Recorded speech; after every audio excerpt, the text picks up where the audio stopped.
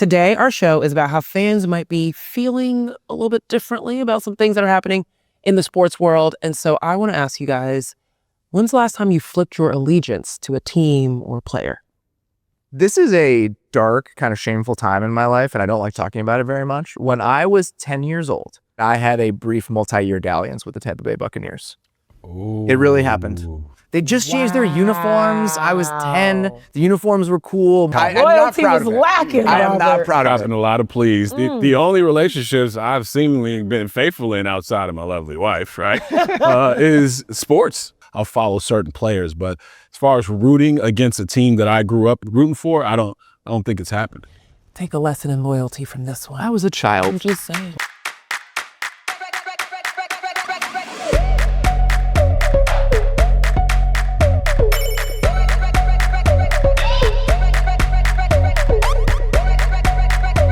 It's really baffling for me how you can put yourself in a position to even do any of this stuff and give that information, because you know, in the whole scheme of it, this is team baseball, and you're trying to win every game. Robert, Jason, we're back. Ready for another great show? I'm pumped. Come on, let's get it. Let's do it. Okay, we have a lot to get to. First, the playoffs are in full swing for the National Women's Soccer League. We have to talk about a recent trend that might be spelling some trouble for some fans. And then we're going to ask a really big question. Is streaming killing the hometown team? As Chicago fans, I definitely have to ask you guys this. And then we're going to dig into the latest scandal that's touching the sports world involving pro athletes and betting. And now it's in baseball. Oh, okay. Legendary pitcher Dave Steart, Smoke, Hey, is here to help us make sense of this mess. He was a stud. But now it is time to get into our very first story. You guys ready? let's get it. All right, so the National Women's Soccer League is entering its semifinals this weekend, but some of the sport's biggest American names aren't there. They are across the way in Europe.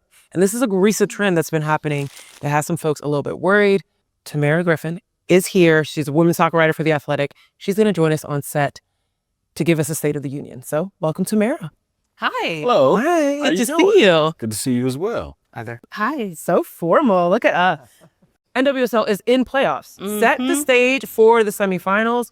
So one of the things that I think is very, very interesting about the playoff scenario this season in the NWSL is that the final four teams heading into the semifinals, the Portland Thorns, the Washington Spirit, the Orlando Pride, and Gotham FC, are also the last four teams to have won NWSL championships. This has been a really interesting NWSL season. We usually say that this is a league of chaos.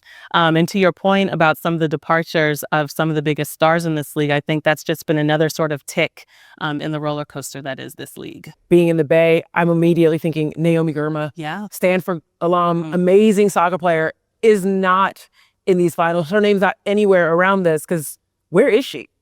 She's in London. Okay. In January, Naomi Girma was transferred from the San Diego Wave in Southern California to Chelsea for what was then a record-breaking transfer fee. And that was sort of the first move that sent shockwaves through the league. And then even more recently, Alyssa Thompson, Los Angeles native, who signed with Angel City FC in the NWSL straight out of high school, forewent Stanford in order to go pro. It felt like the perfect story.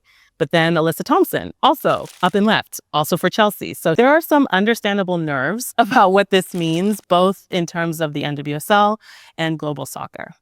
I think we've reached a bit of an inflection point for the NWSL. Something has to give, or else we will continue to lose some big name players. The NWSL has to try harder to get these different, ecosystems together to retain these players. Is there a feeling with just the interest in the league and the fact that there's so much money pouring into it that they can withstand something like this? Because soccer is still somewhat of a minority sport in the U.S., you really do have to rely on recognizable names, superstars who are going to be appearing in commercials and on billboards to sort of prop up the league and make it credible and make it recognizable. And so when you have players like Alyssa Thompson leave, it sort of slows down that process of the superstarification, I guess we could say, of the NWSL. The revenue part that interests me is you see Arthur Blank has purchased the 17th franchise. How do you mitigate that if you're an ownership group that wants to buy into a league that seems like is blown up? It's tricky. And the question of the salary cap is a really hot topic in the They're NWSL. trying to get rid of it, right? I don't know that it's going to go anywhere anytime soon, because by maintaining a salary cap, you also arguably get to maintain a sense of parity in terms of competition. One of the reasons why not only players who are based in Europe, South America, Africa, Asia, everywhere else outside of the US are so attracted to this league is because you cannot take a single game for granted. Anybody can beat anybody on any given weekend, and that is not something that you get in Europe. If you're paying money for a ticket and parking these days, taking time out of your weekend to go see a game, even if your team wins 5-0, that's not as entertaining as if your team wins 3-2. At the end of the day, it's a dub. At the end of the day, you're still getting 3 points, but the entertainment factor is completely different. And there's a feeling that you're not watching at the highest level, right? Like that kind of creeps in when you're seeing that disparity with the talent levels on both teams. 100%. And sustainable growth is the factor here for the NWSL. Like, they're growing, they're getting eyeballs. There is this synergy between the WNBA and the NWSL and women's sports overall, particularly in the United States. But when you have the possibility of potentially Trinity Rodman, a free agent next year, the curiosity of, is she going to stay? Is she going to leave? I also think about generational loss of people being able to see the likes of a Trinity Rodman and a Mallory Swanson, like losing Crystal Dunn as a little Black girl, right? Being able to see those type of players available to you, that is going to hurt the NWSL. So what's their answer? Take a check.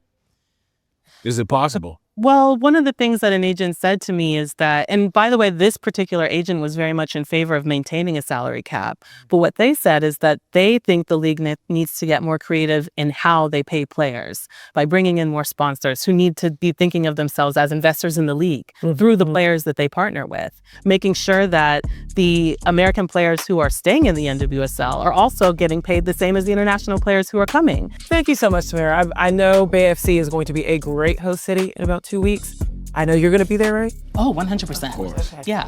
With my burrito in hand, listening to hyphy music to hype up for the games. Yes. Little keep the sneak. I'm all about it. It's always a good vibe. Moving on to our second story of this week, Jordy Feeplatt wrote a very cool article about fandom and how it's kind of transitioning a little bit. Jason, break it down. What did Jordy write about and why did it resonate with you? Well, shout out to Jordy because he wrote about how these kids, these darn kids these days, Not you sounding old. and how they're consuming sports and how it's different. 35 and younger, right? I'm Gen X, I guess, born in 1980. So the way that I consume sports is far different than some of my younger contemporaries, where streaming and different platforms. I remember as a kid, we had a few games to watch every single week. Right now, you can catch 7-8 games a night if you got the NBA League Pass. On any WNBA night, you can catch 5 or 6 games. So things have been spread out a little bit, and I think the sports world has kind of broadened in a way that fandom has actually the true sense of what a fan means to be. I think that's broadened as well. You see all these leagues globalizing their sports, right? There's going to be NBA teams in Europe. Now you've got games in Paris. You've got, games happen in Berlin. So the game and the games are much broader, and the platforms and streaming devices that these kids, these young whippersnappers these days are consuming them on has changed so much so that maybe, just maybe, these hometown teams might become, I won't say a thing of the past, but the hardcore, lock, stock, and barrel fan. I think that is shifting as we see generations grow outside of what their normal locales have been. I know you're talking about the globalization of the sport, but what is it about just personalities overall, too? I think personalities, but also your access to those personalities. Oh, right. It's not just streaming games themselves. I think with social media, if your TikTok feed... Streaming their lives. I mean, I think of young kids, and there are two athletes that always come to mind when I think about this subject. Steph Curry in the NBA, and then Justin Jefferson in the NFL. Yeah. If you're a young kid, if you're a 7-8-year-old kid, and you're watching players with a specific style and a specific feel to them, and you have access to their highlights in your pocket every single day, or they're talking to you on social media with things that they're posting, there's just no barriers to your access and interaction with these athletes anymore. Now, fans are curating their own experience in a way that they never never had a chance to before. Like, it used to be handed down like bad debt, where it's like, all right, cool. That's great. I'm gonna have to pay for this house that is the Chicago Bears for the next 20 years. But that's the downside, right? Like that's the generational trauma you're handing down from one to the other. And I completely understood that. But at the same time, aren't we losing a sense of community? I was just going to say, you commiserate. Yes. You commiserate over the loss. Like Raiders fans for a very long time, that's all they did was come together about the fact that things suck. You find identity in losing. Yeah. Exactly. And so I do think there's something to be said about having that community of we're together on this, we love each other, but there's also this aspect of getting closer to these athletes. Like you get to curate your experience, right? If you want to be a winner, you choose the winning team and you move forward with it. Is that a good thing? I don't know if that's a good thing. Because I feel like we were talking about it from a character perspective. No. I think but it's during fun the as losing an seasons, in order to get to the reward at the end, there is a lesson to be learned. Absolutely, yeah. If you didn't experience the down years, don't rock with us during the winning years, right? Like, don't try to get on the... That's why there's such a thing. Also in the story that Jordy wrote was a story about this guy named Tom Hurt. He is a banker in South Korea that in his off time is a dedicated, devoted Detroit Pistons fan. Went 6,500 miles to visit Detroit, fell in love with the city. There's actually a video that went viral of him.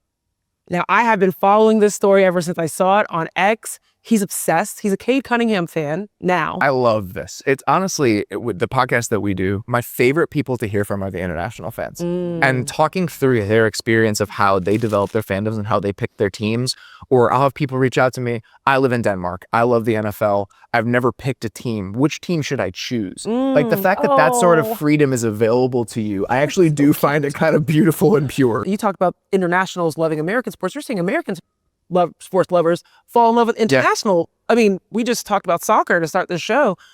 There are more American sports lovers that are following the Premier League right now than ever before. Actually, interestingly enough, who do you think is the #1 followed team on The Athletic? I'm assuming it's a Premier League team. I wonder, my two guesses would either be Manchester United or Liverpool. Liverpool. And 60% of those fans live outside the UK. Wow. This is cool. There is a different level of fandom nowadays. And I do think that once the folks that have the identity of a hometown team kind of age out, this is now going to be a battle on the internet. In the end, these teams are going to continue to make money hand over fist because... So you don't feel like the hometown team is going to get a... Nah, because there are too many people who find identity in civic pride. Yeah. Right? There are too many people who have lives where it's like, you know what? I got nothing going on throughout the week that I like, but 2 hours on a Sunday or a Monday or a Thursday, I get to dive into something that we all fall under the same umbrella in a world that's, becoming increasingly divided. Okay, our main story today, earlier this week, 2 pitchers from the Cleveland Guardians were indicted for rigging pitches during games as part of an illegal sports betting scheme. If convicted, Emmanuel Clase and Luis Ortiz each face up to 65 years in prison. Now, is it just me, or does this feel like the same thing that just happened, the same betting scandal we just talked about in the NBA? It's adjacent. Okay. Yeah. Well, it feels like a little bit of a deluge, but this very well might just be the tip of the iceberg, a very complicated and messy one. So to help us dig into this story a little bit deeper, we have not one, but 2 big guests this week. First up, The Athletic's senior sports betting editor, Hannah Van Bibber, is here. And then, Jason, just prepare yourself, okay? We've got a legend in the building, a Major League Baseball legend, 3-time World Series champ, 1989 World Series MVP, and he also threw a no-hitter in 1990. Woo! Dave Steart, come on over, guys. Thanks for being here. Hey. Thanks for having us. What's happening? Hey. How you doing? Great to see you. Appreciate doing this. What's up, Jason? What's up, Hannah? Good to see you. Hey, good to see you. Great to see you guys. Dave, as a longtime player and observer of the sport, what did you think when you heard that this was coming down? I read where he says, well, I'm going to throw first pitch ball at this particular time. It's really baffling for me how you can put yourself in a position to even do any of this stuff and give that information because, in the whole scheme of it, this is team baseball and you're trying to win every game. Okay, so Hannah, betting is, of course, at the core of all of this. Can you explain why this is a story that we should be paying attention to? Yeah, I promised myself I would answer this not as someone married to a Cleveland Guardians fan, which I am, but as a journalist. So speaking as a journalist, it's important to say Clase and Ortiz both pled not guilty this week.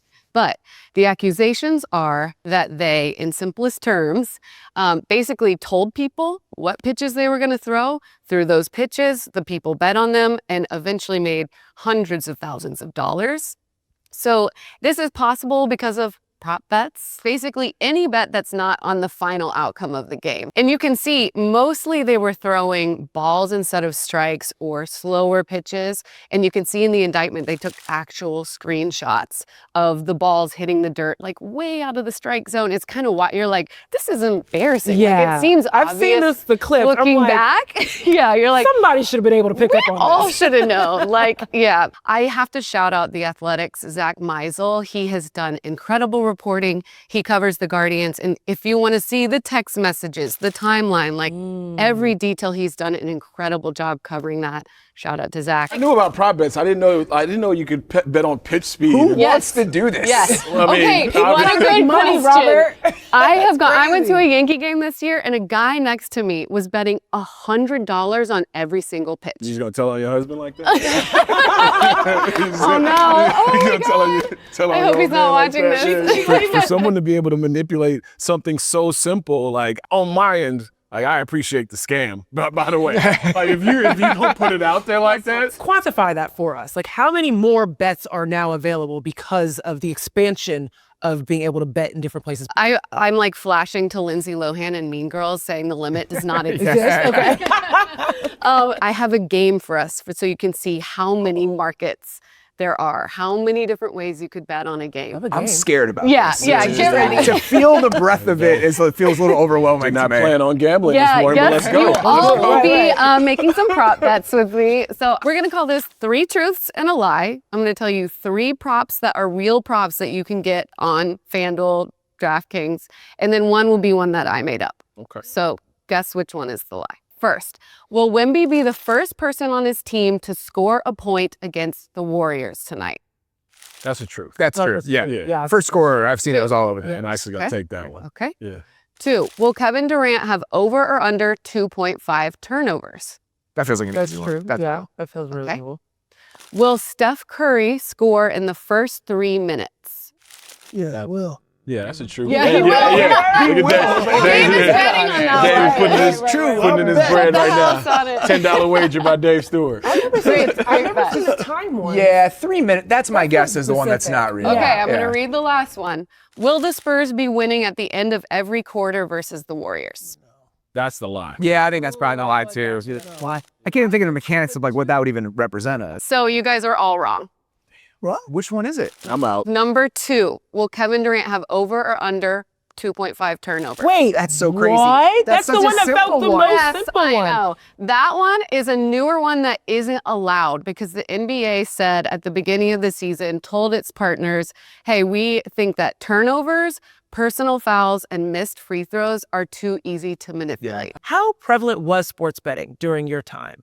Did you hear about it? Did you see it? Never heard about it, never saw it. Wow. That to me feels like you're pulling the rug out from under one of the biggest arguments for why this is a Right. good thing. Never This heard idea about of what was already happening in the shadows, we need to bring it into the Well, light. once Well, if it again- wasn't happening, then is What that are we even true? talking about? Once Yeah. again, I was in a different period of time. I came to the big leagues in '78, and then in the early '80s, it was cocaine. Towards the end of my career, it was PEDs. When you play 162 games, and we didn't have as many off days as they have today, and you're playing East Coast, you go East Coast, West Coast, and you go East Coast, West Coast, you do the time change, and all of a sudden you played a night game, and then you're playing a day game. Game, yeah. You know, guys were looking for some help. They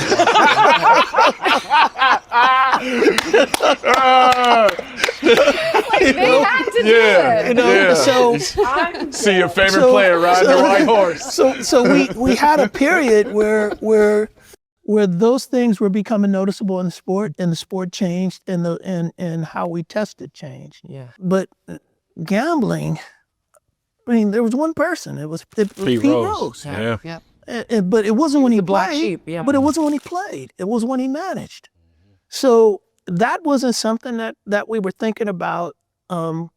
Quite frankly, it wasn't legal in baseball. You didn't have places that were set up in your stadium or outside your stadium where you could make a bet, or you could go on an app and push blah, blah, blah, blah, blah, and now you make the bet. You know what I'm saying? How do you dissuade, people who are maybe have people around them who need a little bread, or they're paying bills? Like, we always look at these contracts and think to ourselves like, oh, they're making $3 million. Why would this happen? It's because, you know what, 100,000 extra ain't bad either. If he's making $3 million, let's really think about this. He's really making isn't $3 million. Yeah. It's Right. 1.5. Yeah. And if you think about 1.5 and whatever those dynamics are, family dynamics, Sending money back, agent. agent, Lifestyle. everything, Yeah. $1.5 million goes quick. It goes quick.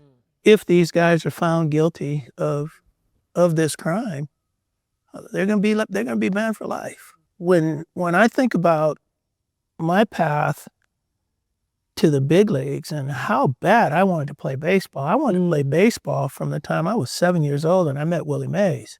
That's all I wanted to do. And so, like, we're in off season now. I don't even play, and I'm jonesing for baseball. right. So imagine if you're 26 years old, and you're not even in the height of your career. You're one of the best in the industry, and they tell you you can no longer play. I feel like there's policing within the clubhouse, where if there can be players that are kind of pushing back against this, if they notice something happening. I can't speak for today's game. In my era of baseball, we policed each other, and we spent time with each other. When the game was over, we were sitting in the room with a big pool of beer and sitting in a chair with our arms wrapped up in ice and having conversations. And it wasn't uncommon for my teammate to come to a guy, and if we're not playing the game right, to say, that's not how we play. We're in a different era of baseball now. And I'm not sure there's as much of the policing in today's game as there was in past. In the Oakland A's era, like, I grew up as a kid, as a Sox fan, knowing that the A's going to kick our ass because they had Dave, they had Ricky Henderson. They also had the Bash brothers. They had Jose Canseco and Mark McGuire. And during that time, were you guys just like, all right, there's something happening here and we minded our own business? Or was the future of baseball and all those conversations in the mix, or was it too early? In our clubhouse, I never heard Jose talk about it, although people said that PEDs, that was what he was doing. McGuire, I just would never have thought it. Never would have thought it. And the bad thing, and now we're talking about trickle over. We had Dave Henderson. I mean, if anybody's seen Ricky Henderson with his shirt off, and then people accuse me. So when you think about the dynamics of our team, the guys who played in our clubhouse, physically how we kept ourselves, because of that Jose McGuire thing, people trickled it all over on us, right? So now we're talking about two guys in baseball that have been accused of fixing basically games. It trickles over on the whole sport. You can't avoid it. It makes me sad for the game. From your perspective, Hannah, like, are people going to care about this? Is this going to be enough to inflict some sort of change or propel some sort of change? Yeah. It makes me think to look forward, I kind of look back to when this all started, and I'm based in New York, and I remember when New York was legalizing betting, and I had a senator basically on speed dial who was like, I can't do a New York accent, but like, Hannah, this is huge for New York. This is It's huge. Yeah. Drop the H. Drop the H. This is huge for all of us. And like everyone, we were like building the golden plane while we flew it. And everyone wanted to cash in, and now everyone has cashed in. And this, Time to pay the piper, though. that's right. Time to pay the piper. I mean, I should, for full transparency, The Athletic is a commercial partner with BetMGM. Like, they are in with sports media, with the leagues. All of the money that bettors are putting into the books are giving to the leagues, to states. States are making so much money. So the problem with spinning it forward is, who is going to be motivated to change and how? So I'll be very curious to see how leagues respond, how intensely they respond, or how much changes remains to be seen. Not going back to prohibition. Guys, thank you. This has been a real breakdown. Love the stories. Dave, we are so honored. Thank you for Thank you for having me. This has been fun. Thank you guys very much. Great convo, guys. Thanks, all. You know what time it is. Yes, this is the time when we learn and feel good about it. Learning feels so good. It's our weekly segment that we call Learning Feels Good. See, it's very simple. So this week, I'm going to give you 4 numbers, all right? Okay. You have to guess what they're referring to. Are you ready? Yes. Yes. Let's go. Woo! See, I cursed in the presence of Dave Steart. I feel bad now. I'm sure he respects it. He was talking about cocaine 20 minutes ago. This is true. All right. The number is 1183. The code to your phone. Ooh, almost, almost. Now I got to change it. All right, is it A, the total number of teeth lost by NHL players last season? That would be 1,183 teeth. We're clear. Is it B, unanimous Cy Young winner Paul Skeens' OPS, that's on base plus slugging average, his freshman year in college? So that would be 1.183. That's really good, by the way. It's really good for a pitcher, especially. By OPS, yeah. Paul Skeens is a big lumberjack of a man. And C, the number of soccer players the Turkish Football Federation suspended this week for involvement in betting scandals. Or D, the month notoriously superstitious MLB pitcher Dave Steart didn't wash his game socks in fear of breaking a winning streak. So that could be November of 1983. 1183. All right, we going dirty socks. We going Turkish Football Federation suspensions. We going Paul Skeens' OPS, or total number of teeth lost by NHL players last season.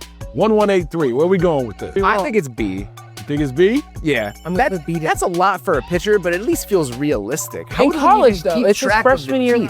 B for you and D for you.